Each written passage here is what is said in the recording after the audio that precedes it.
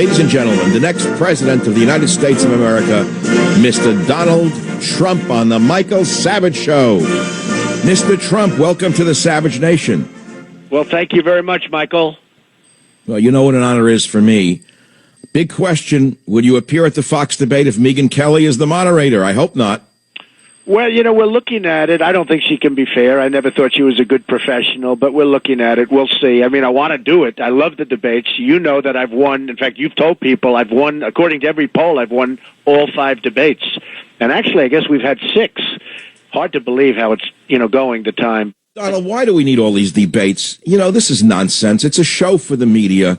You're so far ahead in the polls. If it was me, I would just... An empty chair would draw more attention than her, for God's sakes. I understand that. And frankly, I think it's too many debates. The Democrats are finished with their debates. That was one of the most boring debates I've ever seen, or forums, or whatever they call it. But too many debates. It's ridiculous. And I love the debating. I've had fun doing it. I've done great with it. I've really, everyone said I won the last debate, and I won all of the debates according to the polls. But I'll tell you what, it's ridiculous to have so many, and I don't think that Megyn Kelly can be fair. I don't think she's a great professional.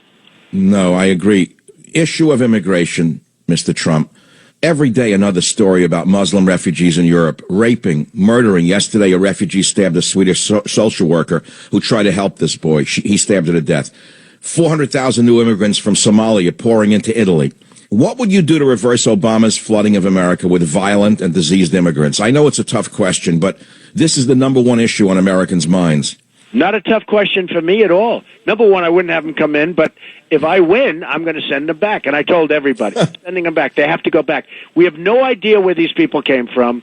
They're young, they're strong. In many cases, they're men's. When you look at the migratory lines, when you look at the big migration, so many men, so many strong men. You almost say, why aren't they back fighting for their country? And we have no idea where they come from, Michael. We have to send them back. We have no choice. We have a country that's a mess. Look what's happening to Germany. Look what's happening to Brussels, places that never even thought of this stuff.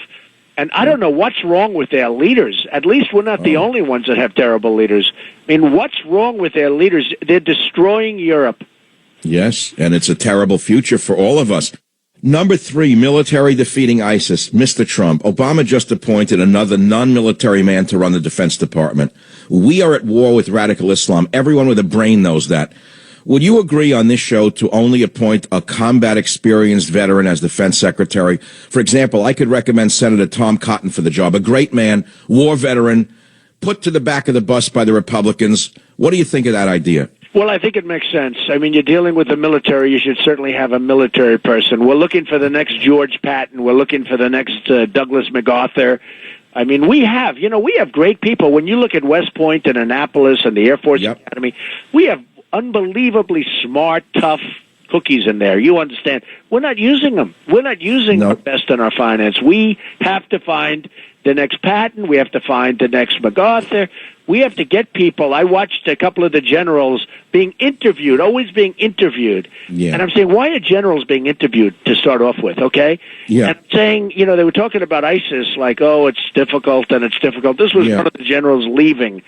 And, as he was leaving service. And frankly, I think they should prohibit it because it actually gives ISIS and these enemies of ours, it gives them power when they hear the way they talk. So we need the right attitude. We have absolutely the wrong people and the wrong attitude. But we do have great people in there. We have to find out who they are, and that's what I'm very... Senator Tom Cotton would be my recommendation when I'm in your kitchen cabinet.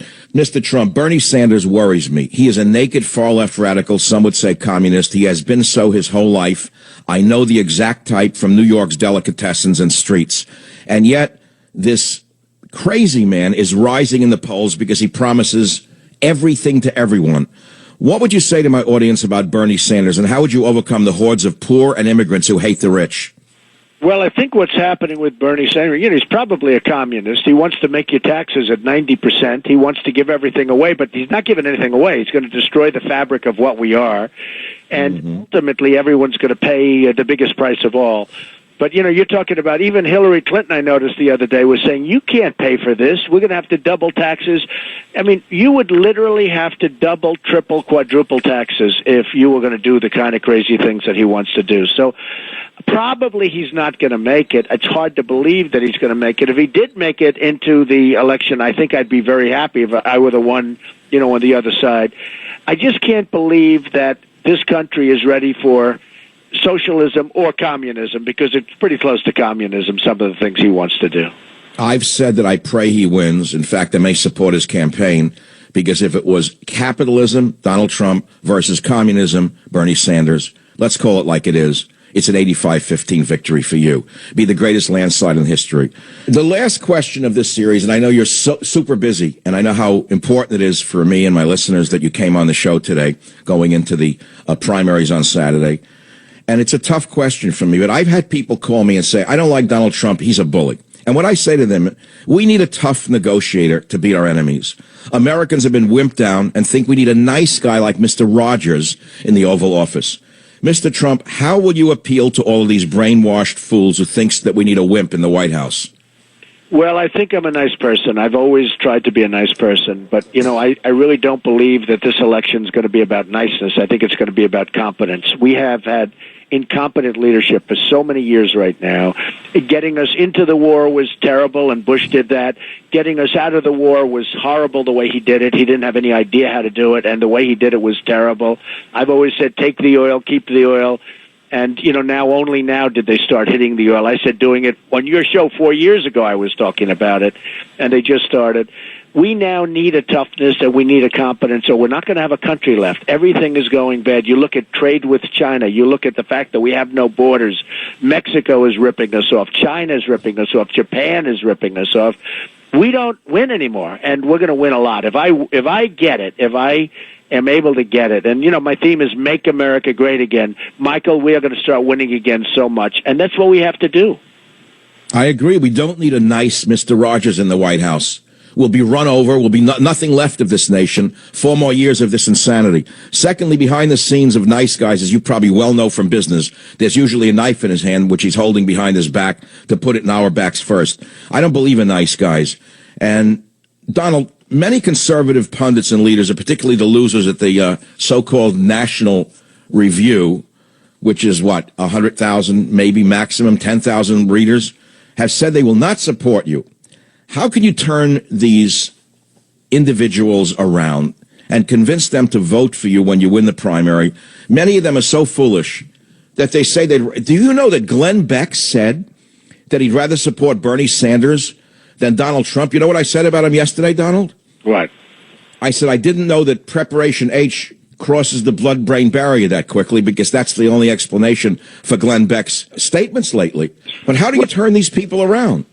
I don't know. Glenn Beck is a failing guy, just like the magazine is failing. The magazine is really failing. I don't think it's going to be in business much longer, but everyone knows it's got very little influence, and they got some publicity. Glenn Beck, years ago with John McCain, do you remember he said he will support Hillary Clinton over John McCain? He wanted to support Hillary Clinton over John McCain. So, Glenn Beck is, every time I watch him, he's crying. He's like a mess. He's got a lot of problems. He's like a total mess. But I would say this.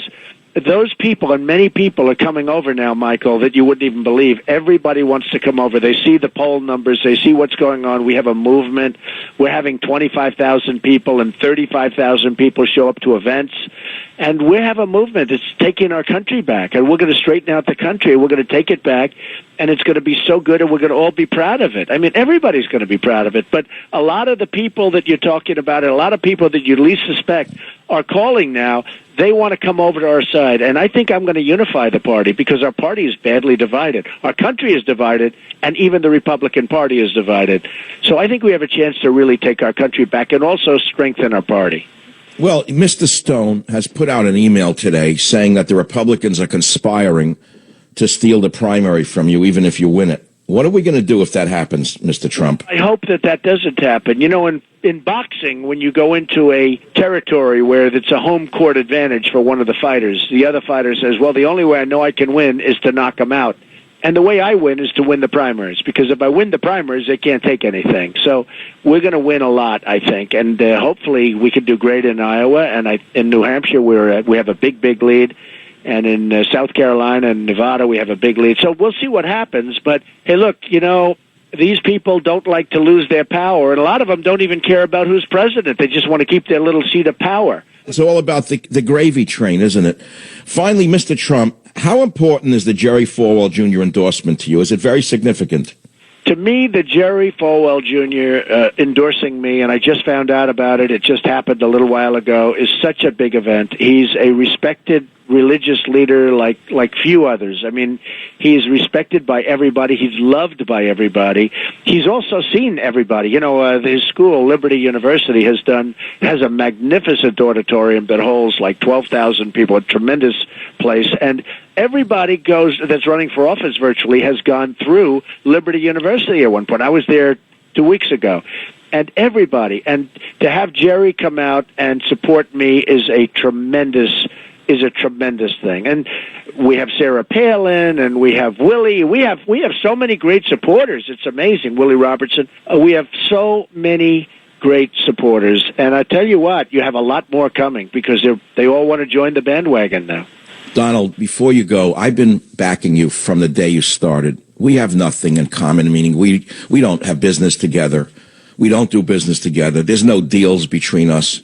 I just want the best for America. I want a winner. I want someone who can take on ISIS. I want someone who can defeat China in negotiations. I want Mexico to stop flooding us with immigrants. Now we have the Zeta virus coming in from South America. This is insanity. Donald, you're the only candidate who can do this. And I know women, smart women, business women who are very wealthy, built their own businesses, Donald. Every one of them, some of them are even liberals, are backing you. Do you know that? I think it's so great. I think we're going to do even better than the poll numbers are showing, I hope. A lot of people are saying that, where the polls are so great, but we may do better. But who knows? We have to see. Hey, look, I'm working hard, and a lot of people are working hard, and we have such great support, but we still have to get there, and I don't want to take anything for granted. I always like to say there's a long way to go, but I will say this, just to finish off. If I get there, you will be very proud, and you have been an original backer from a long time ago, and I appreciate it, Michael, and I'll never forget it. I know you don't. That's something people don't understand about you, and they don't understand about the winning personality, is that you never forget your friends, and you never forget those who put knives in your back. Donald Trump, all I can say is my audience is 98% behind you. I'm sorry it's that low, but I'll work on the other 2% over the coming weeks. That's great. Well, you are a great guy, and I really appreciate it. And I'm heading to Iowa right now. Actually, as soon as this call is over, I'm going to be on a plane for Iowa, and I'm going to have a lot of fun there tonight. And they're amazing people, and I think we're going to do well there. Enjoy the meatloaf, and thank you, and God bless you, Donald. Thanks for being with us on the Savage Nation.